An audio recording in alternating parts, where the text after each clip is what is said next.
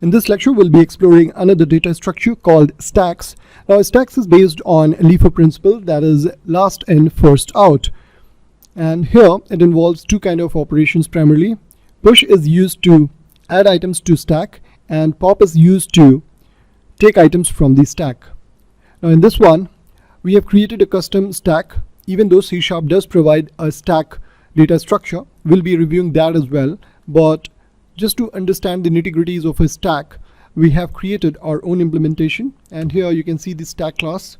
What we are doing is we are making use of the array list to store items in the stack.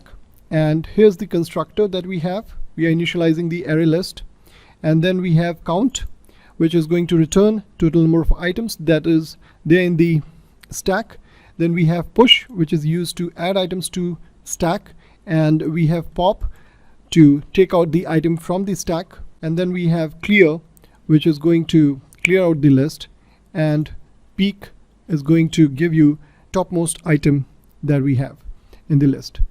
So here, what we are doing is, first of all, we are creating set of numbers and adding it to the numbers stack one after the other. And that's where push operation is called. Here you can see number.push is the method that we have used.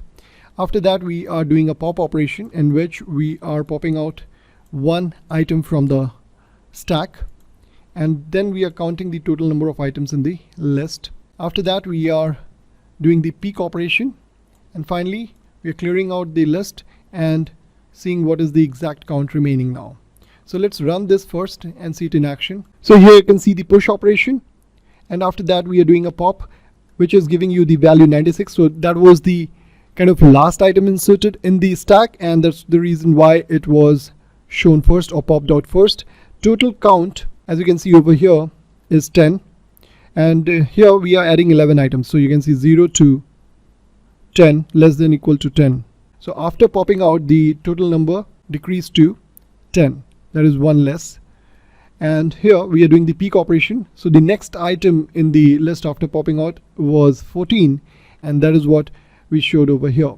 And then we did our clear operation, which was kind of resetting the whole stack by removing every item in the list.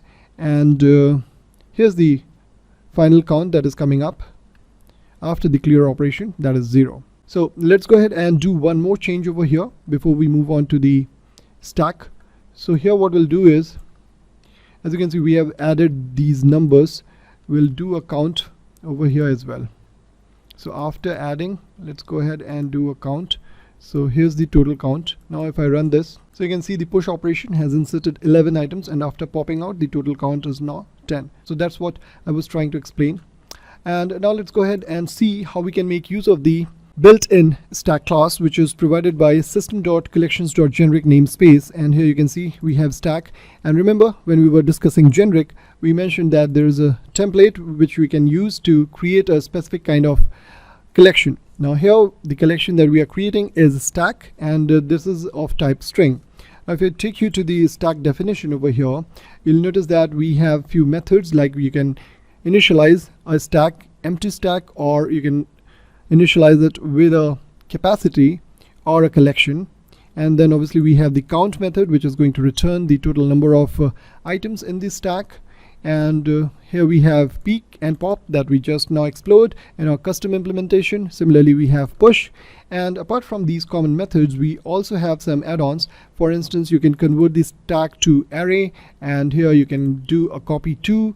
You can search for one item based on contains, and then you have the get enumerator implementation to do a for each kind of loop on the stack. So this is what we are having in C#, the built-in stack implementation. And this one, which we just now explored, is the custom and pretty basic implementation, just to understand the idea behind the data structure called stack.